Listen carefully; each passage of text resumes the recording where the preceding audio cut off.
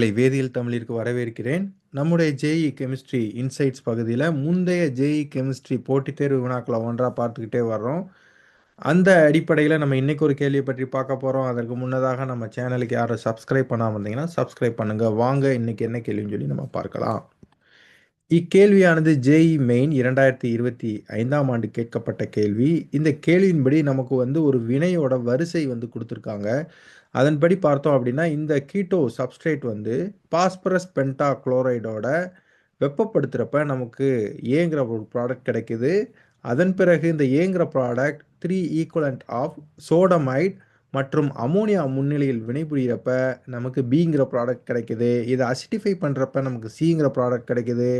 அதன் பிறகு அது டைபோரேன் மற்றும் ஹைட்ரஜன் பெராக்சைடு மற்றும் அல்கலி முன்னிலையில் வினைபுரியறப்ப நமக்கு டிங்கிற ஒரு ப்ராடக்ட் கிடைக்குது. ஸோ இந்த வினையில நம்ம டிங்கிற ப்ராடக்ட்ட கண்டுபிடிக்கணும்.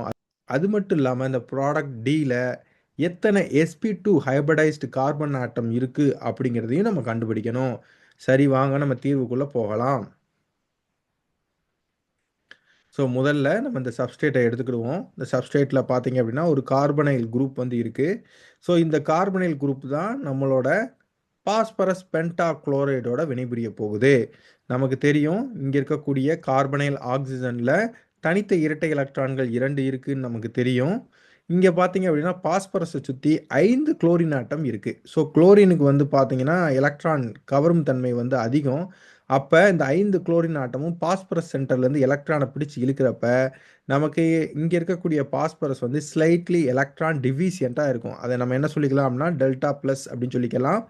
இப்ப இங்க இருக்கக்கூடிய தனித்த இரட்டை எலக்ட்ரான்கள்ல ஒன்று என்ன பண்ணுது அப்படின்னா, இங்க இருக்கக்கூடிய பாஸ்பரஸ் ஆட்டத்தை தாக்குது.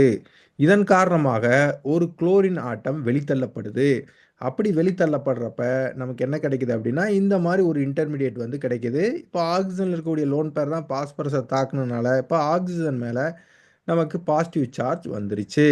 அதனுடன் சேர்ந்து என்ன கிடைச்சிருக்கும்?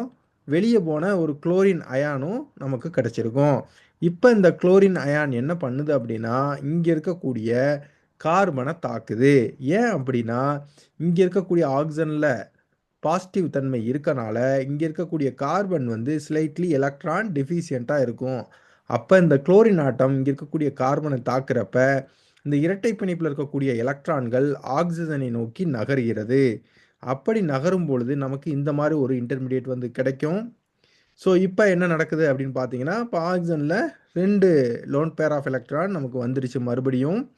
இப்ப இந்த லோன் பேர் ஆஃப் எலக்ட்ரான் என்ன பண்ணுது அப்படின்னா, பாஸ்பரஸை நோக்கி நகருது. ஏன் அப்படின்னா, பாஸ்பரஸ் ஸ்டில் எலக்ட்ரான் டெஃபிசியன்ட்டா தான் இருக்கு. ஏன்னா, அத சுத்தி 4 குளோரின் ஆட்டங்கள் இருக்கின்றன. அப்ப இந்த எலக்ட்ரான் பாஸ்பரஸை நோக்கி நகரும் பொழுது, நமக்கு மறுபடியும் ஒரு குளோரின் ஆட்டம் வெளித்தள்ளப்படுது.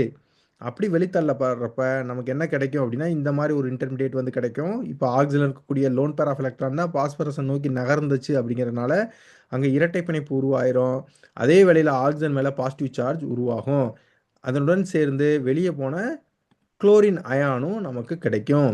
ஸோ இப்ப என்ன நடக்குது அப்படின்னா, இந்த குளோரின் அயான் இங்க இருக்கக்கூடிய கார்பன் ஆட்டத்த தாக்குறப்ப, கார்பனுக்கும் ஆக்ஸிஜனுக்கும் இடையான பிணைப்பு உடைந்து, அதில் இருக்கக்கூடிய எலக்ட்ரான்கள் ஆக்ஸிஜனை நோக்கி நகர்ந்துச்சு அப்படின்னா, நமக்கு ஜெமினல் டை குளோரின் சப்ஸ்டிடியூட்டட் ப்ராடக்ட்டும், அதனுடன் சேர்த்து POCl3யும் நமக்கு கிடைக்கும்.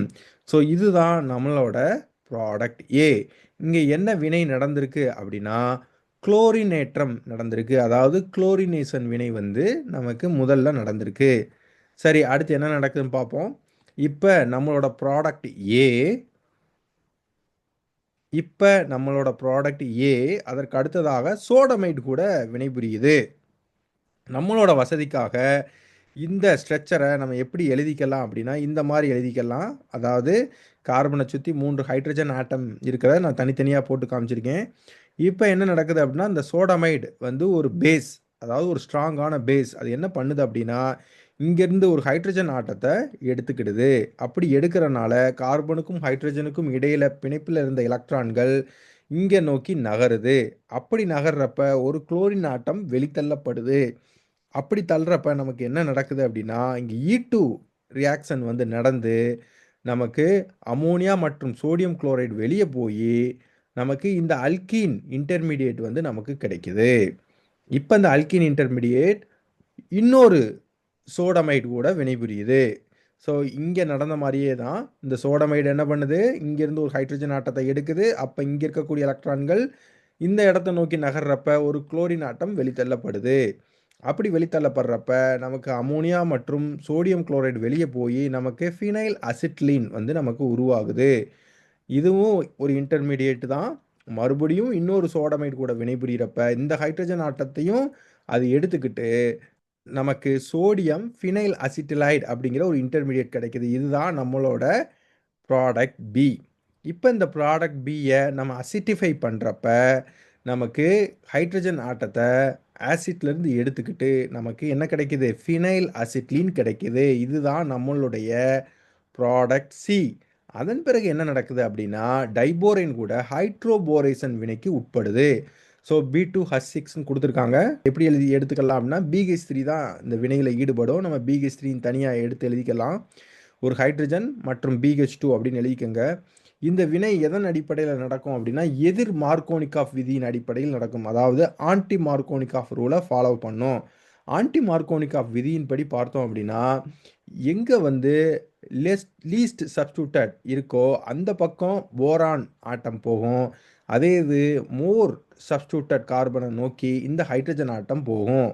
அந்த அடிப்படையில் பார்க்குறப்ப நமக்கு இந்த BH2 வந்து இந்த கார்பனை நோக்கி நகரும்.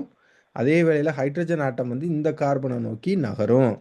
அப்படி நகர்ந்துச்சு அப்படின்னா நமக்கு இந்த மாதிரி ஒரு இன்டர்மீடியேட் வந்து கிடைக்கும். இதன் பிறகு என்ன நடக்கும் அப்படின்னா நம்ம ஹைட்ரஜன் பெராக்சைடு மற்றும் அல்கலி பயன்படுத்துகிறப்ப நமக்கு இந்த இடத்துல BH2 போய் ஆல்கஹால் உருவாகும்.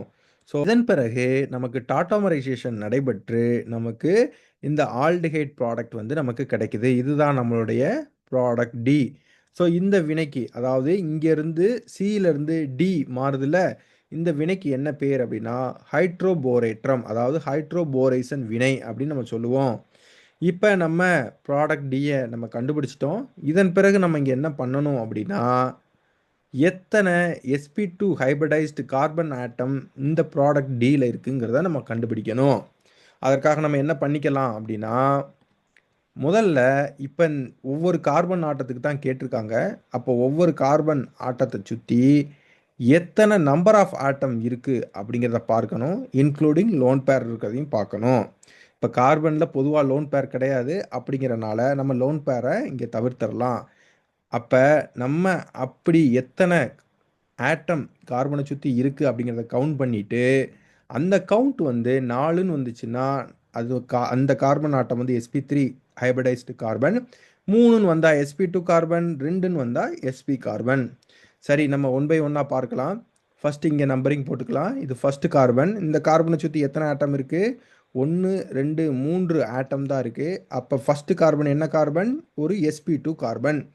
அடுத்து 2வது கார்பனுக்கு போகலாம். இந்த 2வது கார்பனை சுற்றி 4 ஆட்டம் இருக்குது. 1 2 3 4 இருக்குது.